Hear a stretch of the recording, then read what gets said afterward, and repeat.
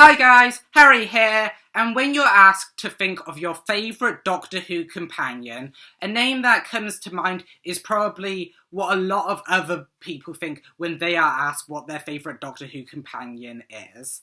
And a name that probably springs to mind is probably Sarah Jane Smith. I mean, she is probably one of the most iconic Doctor Who companions of all time, if not the most iconic. Also, there are names, of course, of Ace. She is amazing, probably paved the way for the modern Doctor Who companion. Of course, there is Rose Tyler, the new companion of the revival era, and probably one of the favourites of new Doctor Who fans. Of course, Donna Noble, another big favourite in new fans' minds. Of course, getting her return in these new 60th anniversary specials. Of course, with David Tennant returning. Of course, we also have Captain Jack Harkness. Of course, another Doctor Who companion that got his own spin-off, which goes to prove how well received he was. And also there are Doctor Who companions that have aged better throughout time since they've left Doctor Who in Doctor Who fans' minds. Of course, Susan Foreman, the Doctor's granddaughter, of course, a lot of people excited to see if she might return in the Doctor Who specials or in Ncuti Gatwa's first series as the Doctor. Of course, also Jo Grant, now Jo Jones. She was recently used as the companion to advertise the Doctor Who collection box set, which proves how well received she is in Doctor Who fans' minds, that she is the companion they are using to advertise that. And of course, also Mal Bush, which a lot of people are really psyched to see if she will return from the leaks we've had of Mal Bush potentially returning. And also she did make a small cameo that people liked at the end of The Power of the Doctor. But what if I told you that Ruby Sunday is going to be the best companion ever in Doctor Who?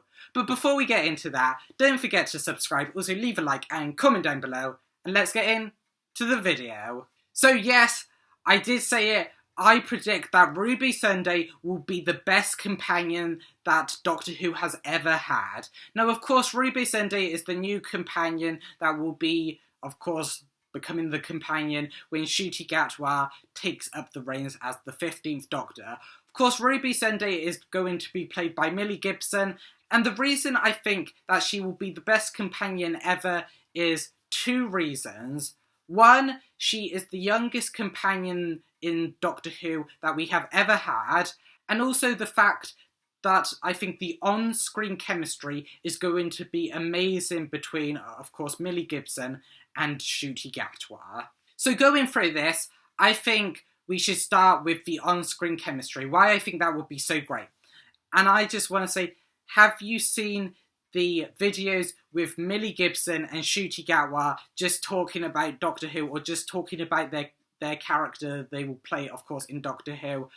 And the chemistry between them just seems amazing. They seem so, I don't know, natural together. They just seem to be having a laugh and a joke, and it's amazing. It's some of the best reactions I have seen between a Doctor and a companion in recent years. I think it is amazing, and the way they just have the interactions together, it just looks so great. And if their on-screen relationship in Doctor Who is anything like it has been on the Doctor Who YouTube channel, it is going to be amazing. And now let's move into the first thing I mentioned, Millie Gibson's age. Of course, Millie Gibson is 18, which makes her the youngest Doctor Who companion ever. She is younger than Rose Tyler, younger than any other Doctor Who companion there has ever been. And I think this is great. And the reason why is I have been watching the Sarah Jane Adventures recently, and in the episode of The Wedding of Sarah Jane Smith, the 10th Doctor has a lot of interactions, of course, with Luke, Clyde and Rani. And I think these are some of the best interactions he has had with a companion ever. Of course, David Tennant is so charismatic, it might just be him. But I think Luke, Clyde and Rani, their actors, their character, are so well written with the 10th Doctor as well. The way the Doctor treats Luke, Clyde and Rani is he treats them like a normal companion, whilst assuring them that everything will be okay, and that he really needs them. Here's the answer to all your questions. Yes, that was the trickster. Yes, we're trapped. Yes, I'm the only one who can get us out of the trap. Yes, I'm going to bring Sarah Jane and your mum and dad and all the others back safe, but I can't do any of it without you. He gives them clear jobs of what he wants from them, and also makes it integral to the plot. Of course, Luke has to watch out for the TARDIS. Luke K9, watch the TARDIS. You see it coming back? Shout the place down. Because with the TARDIS, he could get to the time period Sarah Jane is in, because they're stuck in separate time periods. And the TARDIS would be the only way they could get to the time period that Sarah Jane is in. And with Clyde and Rani, he tells them to come with him and look out for anything that he might miss. And that is great as well, because they need clues if they're going to solve how the trickster has done all this. And you've got to remember, these 3 kids aren't the companion that the Doctor came for. He came to save Sarah Jane Smith. Yet he is working with these kids and he is giving them jobs to do. He is telling them that everything is going to be okay. He is really warm to them. It is a lot better interaction than we see between the 6th Doctor and Perry and the 12th Doctor and Clara. Now, I know that, especially with the 12th Doctor and Clara, people love that relationship. But it was through the warmth that the 12th Doctor had to learn to warm to Clara, and Clara to the 12th Doctor. However, here, that is immediate without it seeming jarring, and I think that is great. The 10th Doctor interacting with Luke, Clyde and Rani seems, just amazing. And when it comes to the 11th Doctor interacting with Clyde, Rani and Santiago in the episode The Death of the Doctor, again in the Sarah Jane Adventures, it is similar to how the 10th Doctor reacted.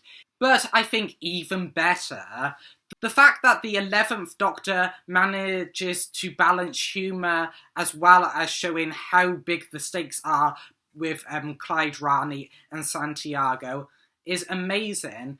It seems that they balance comedy perfectly well with how high the stakes is, and it doesn't seem like when they are focused on the comedy that the stakes are low, or when they're focused on how big the stakes are that the comedy isn't there. It's perfectly there. It's just a perfect blend between comedy and also how big this plot that the Shan Sheaf, the aliens of that episode, have created.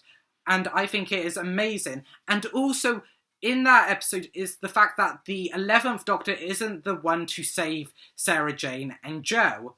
It is up to Clyde, Rani and Santiago. Clyde and Rani have to remind Sarah Jane of all the time that she's had with them, all the monsters they've defeated, all the places they've seen, also just the people that they've got to know. Of course, Luke isn't there, so they remind Sarah Jane of him. And of course, Maria and her dad, who had to move away.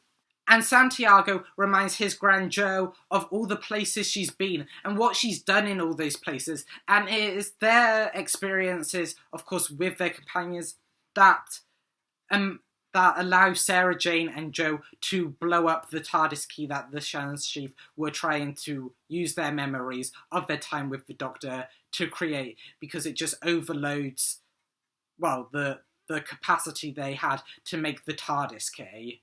And the reason I bring this up is because Ruby Sunday is basically, she is closer to the ages that Luke, Clyde, Rani and Santiago were at that time when they were with the 10th and 11th Doctor, rather than closer to the ages of Rose Tyler or Amy Pond or Clara Oswald.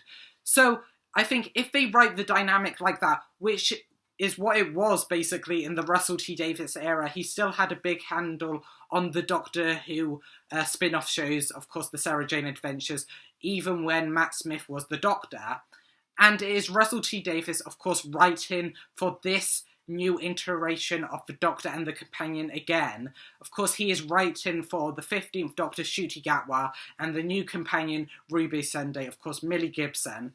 And if that interaction of the new Doctor, and Ruby Sendai is the same as the 10th Doctor and the 11th Doctor had with, of course, Sarah Jane's companions. I think it will be amazing. Again, I hope that this relationship is a bit more like a big brother, little sister relationship. But rather than it being like the big brother knows everything, the Doctor knows everything, the little sister shows him ways that the universe works or can be seen in a way that he never thought possible. Give him a purpose like never before, like how he gave the 9th Doctor a purpose with Rose Tyler when he returned from the Time War, which Russell T Davies did before. But I think Ruby Sendai could give the 15th Doctor a purpose like Rose Tyler never did. As we've seen, the 14th Doctor doesn't know who he is. I don't know who I am anymore. And something that just solidified this in my mind, I had already created this script before this was released, but it was seen that there are new photos of Ncuti and Millie in different costumes, and they were revealed that this will be the official outfit of the 15th Doctor and the official outfit of Ruby Sendai. And Millie Gibson, Ruby Sendai, is wearing a orange jumper similar to the 15th Doctor, the one he wears. And I think maybe this could be the jumper that the 15th Doctor is actually wearing, and he's kind of wearing this to show how close he is to Ruby Sendai and how close this relationship is between him and Ruby Sendai, giving them a completely new relationship than we have ever seen in Doctor Who, showing how close a brother and sister really can be in a relationship that we have never seen before in Doctor Who. But that is just my thoughts. Let me know down in the comments below if you think Ruby Sendai will be the best companion. And also, if you like this video, don't forget to leave a like, also subscribe, and share it out. And I will see you in the next one.